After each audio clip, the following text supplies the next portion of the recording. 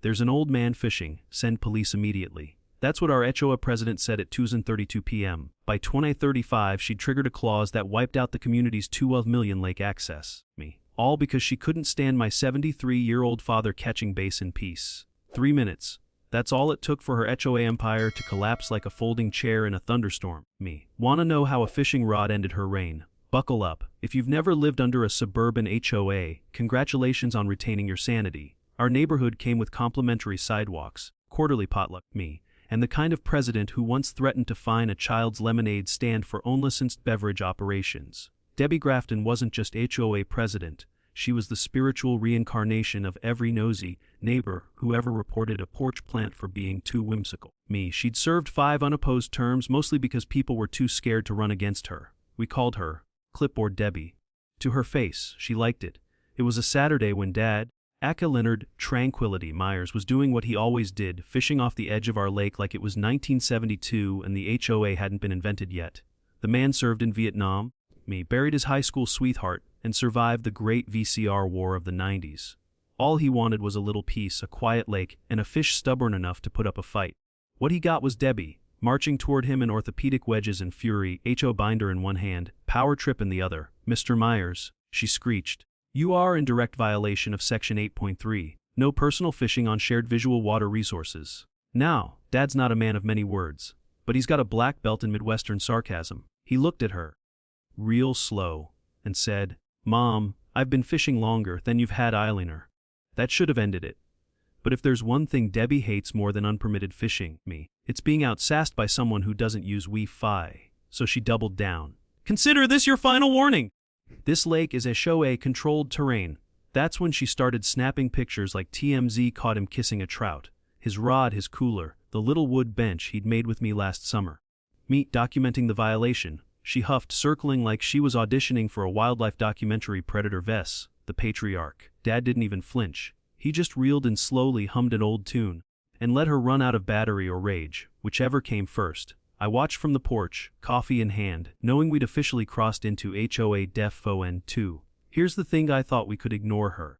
Let her spin her wheels and file her little fishing felony report. But Debbie wasn't just after Dad's fishing pole. She was after control of the bench, the water, the silence, And the second she walked away, still muttering and typing, Dad turned to me and said something I'll never forget. "Son, that woman's got the look of a corporal who thinks she's a general.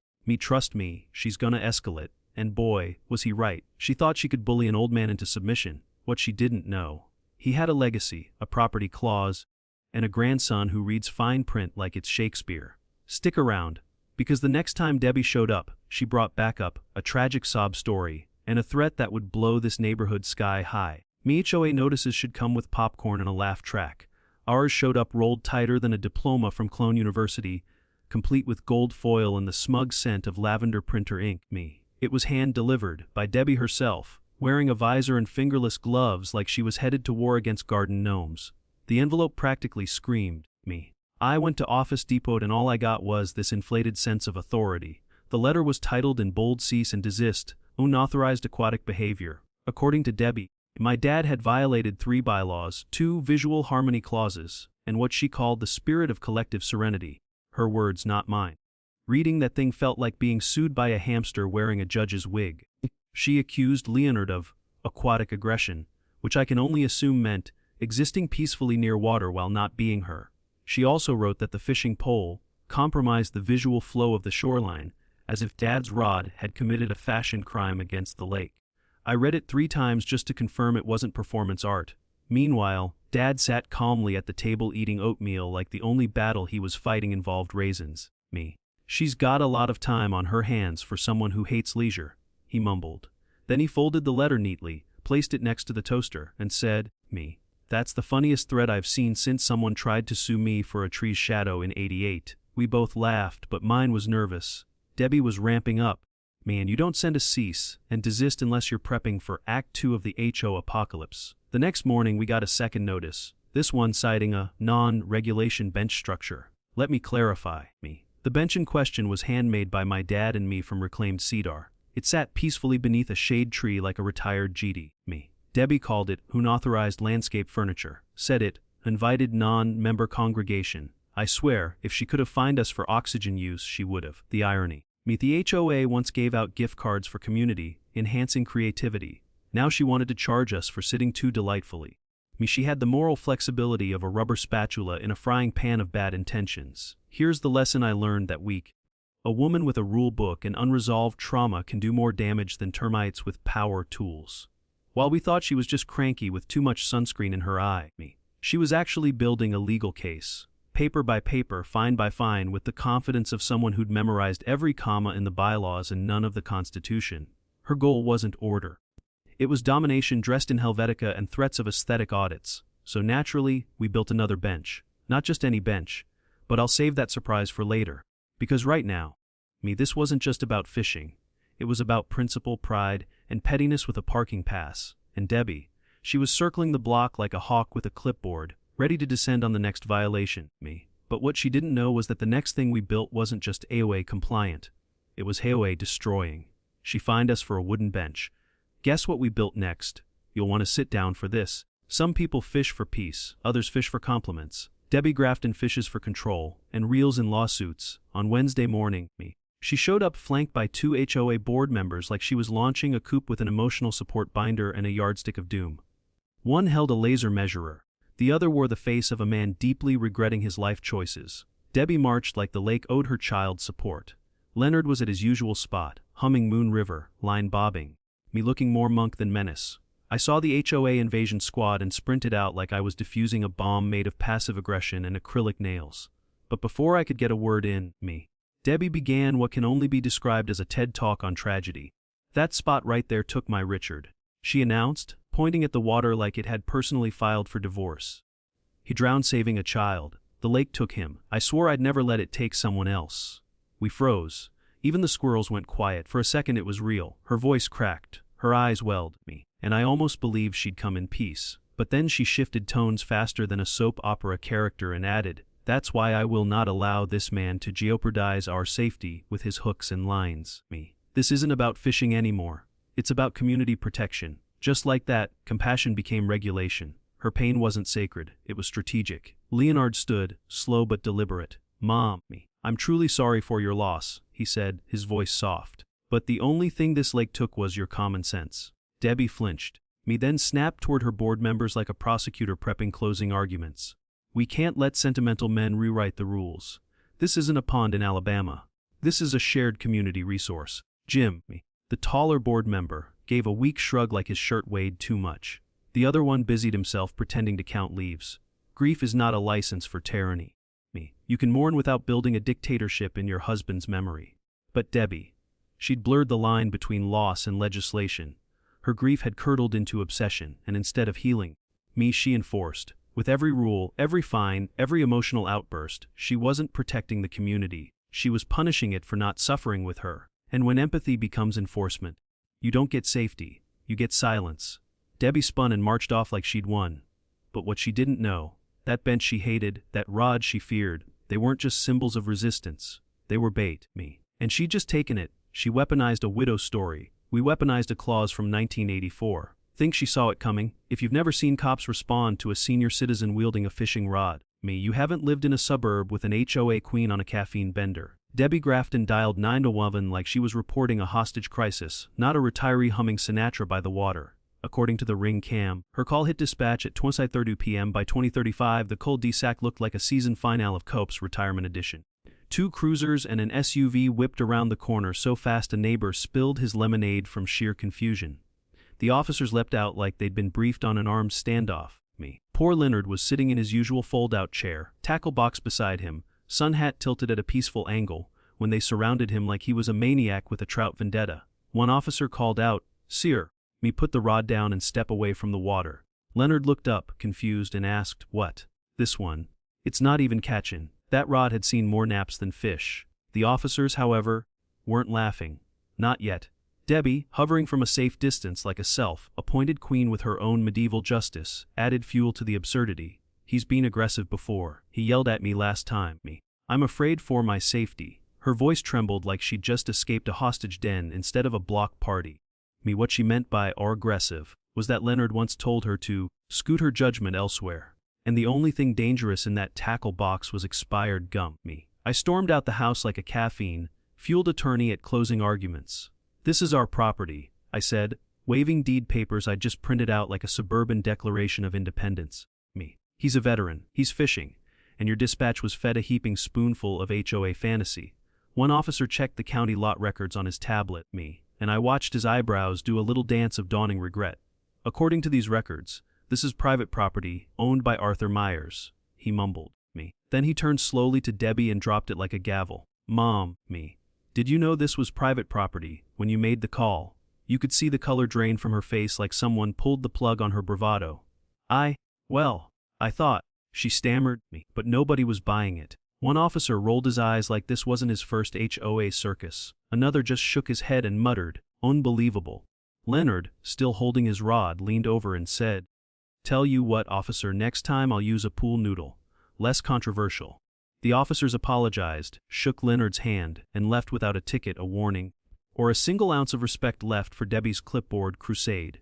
Here's the real lesson: when power is unchecked, sanity becomes suspicious. A man sitting quietly becomes a threat.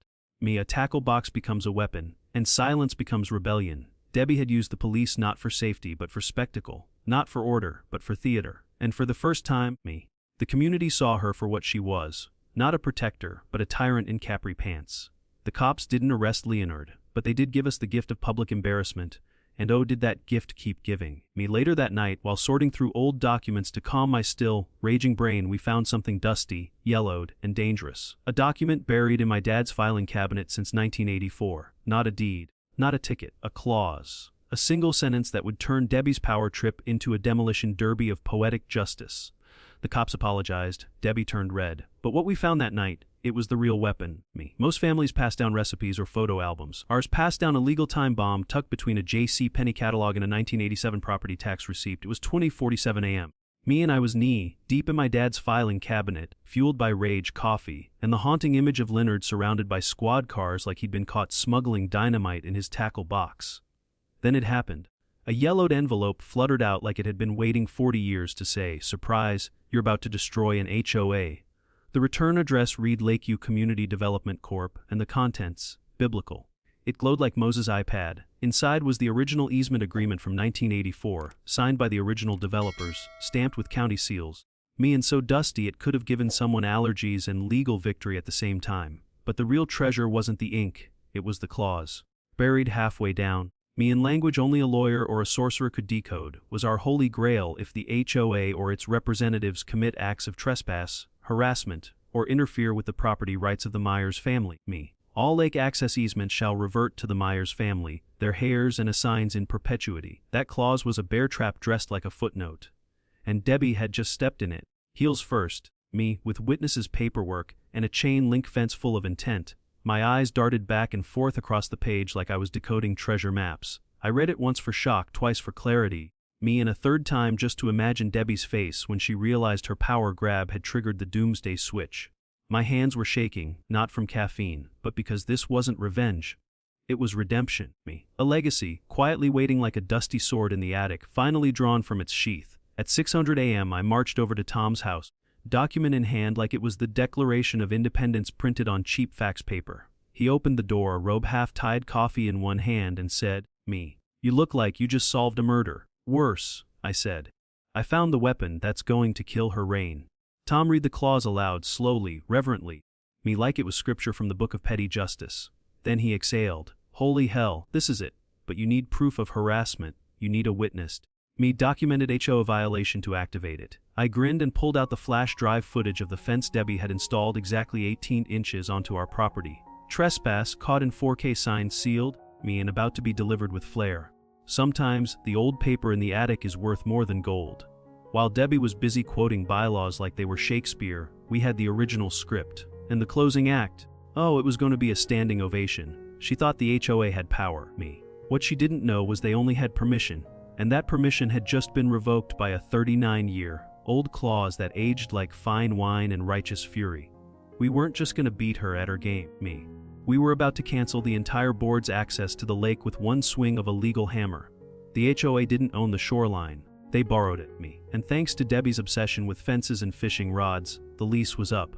Want to see an HOA panic? We just gave them a reason to skip their next mortgage payment. Me, Sam's spot private property. That's all the Cedar sign said. 2 lines carved into polished wood, posted respectfully at the edge of our lot. But to Debbie Grafton, it might as well have Red Rebellion begins here. I installed it at sunrise, took 10 minutes. But by 7:12 a.m., Debbie was frozen on the public path like she'd spotted graffiti on the Mona Lisa. Her jaw clenched. Her eyes narrowed. Her phone came out like it was a sheriff's badge. By 9:00 a.m., 3 HOA board members had assembled around the sign like it was a cursed artifact. One brought a level. Another held a printout of bylaws so thick it needed an appendix. Debbie paced like a general preparing for battle. That sign screams non-compliance, she declared me. It violates our visual harmony guidelines. Tom, our next door neighbor and unwilling witness to this theater, sipped his coffee and muttered, "No, Debbie, me. That's your voice echoing off the HOA clubhouse." She wasn't amused, but the best part, she couldn't do anything. It was our property, our sign, our Cedar. Still, she called in her ultimate weapon code Karen, me. A city hall friend with a clipboard, a degree in nitpicking, and the moral compass of a soggy traffic cone. She owes me a favor, Debbie announced to no one in particular, me tapping her phone like it owed her rent. She'll have that sign yanked out by lunch. Code Karen arrived in a hybrid car that smelled like recycled rules. She approached the sign with the intensity of a bomb squad, took 6 photos and squinted like it might explode. I greeted her with a deed copy and a grin. "You'll find that line was surveyed twice," I said, me. "And that sign, fully permitted under Section 14, Paragraph B. You can ask city records. They have a copy." Her face twisted into the expression of someone who just realized they backed the wrong petty queen. She left without saying a word, but Debbie, she was boiling like a kettle with no spout. Give a petty dictator a rule book, and she'll try to rewrite the Constitution. Debbie didn't want the sign gone because it broke the rules. She wanted it gone because it broke her illusion of control. That tiny plaque didn't say, "Sam's spot." It said, "Me, you don't own this." And for someone like Debbie, that was treason written in Cedar. The more she couldn't touch it, the more she obsessed over it. She started sending emails, HOA citations. Me photographed the sign at dawn, at dusk, under rain and starlight like it was a werewolf. Meanwhile, we waited. Every email she sent, every threat she made, every step she took toward our land, we documented. She was marching herself right into the bear trap from 1984, and the sign, it wasn't just Cedar, it was bait. Beautiful, legal, hilarious bait. She called code enforcement. We called her bluff. Guess who brought a fence to a deed fight? Debbie had 2 weaknesses: fences and math. She just used both to sink her OA like a folding chair in quicksand. It started at 10:15 a.m. Me sharp, because Debbie doesn't do spontaneity, she schedules her tyranny. A construction truck rolled up, followed by Debbie in full OA battle regalia, clipboard, whistle necklace, and an expression like she was personally defending the border. "I'm authorizing protective infrastructure," she told the crew, pointing at our property like it owed her rent. Within 30 minutes, they were digging post holes, 18 inches too deep into land she didn't own. The fence sparkled like a lawsuit wearing lipstick. 6 feet of galvanized trespass gleaming in the sun, me slicing our property from lake access like it was her personal moat. But the real kicker, it cast a thick shadow over our solar panels. By 2:00 p.m., my app buzzed with a notification so poetic it should have come with background music: solar output down 72%. In California, that's not just inconvenient, it's $1,000 fine per day. Me. Add that to trespassing, harassment, and HOA overreach, and Debbie had just unlocked the lawsuit combo platter. And the neighborhood, oh, they were loving it. Me. Phones came out faster than candy at a toddler birthday party. Maria Rodriguez narrated the entire event like a scandalous nature documentary. Me. And here we see the wild HOA queen in her natural habitat digging her own legal grave. Even the landscaping crew stopped mowing to record. One guy shouted, "That fence is on their side." Me man. Debbie barked back, "It's protective zoning. The HOA has authority." Tom, sipping from his lawn chair, murmured, "You'll have authority to pay damages." Debbie, her confidence collapsed like a Jenga tower in an earthquake when I walked out with our surveyor. Clip-on badge, clipboard, GPS scanner. Official as a heart attack. He marked the boundary, confirmed the intrusion, and handed me a notarized report. "This fence is 18 inches into lot 4-7B. That's confirmed trespass," he said loud enough for every phone mic to catch. Debbie turned purple. Not red. Purple. Like she'd swallowed a grape and it was trying to fight its way out.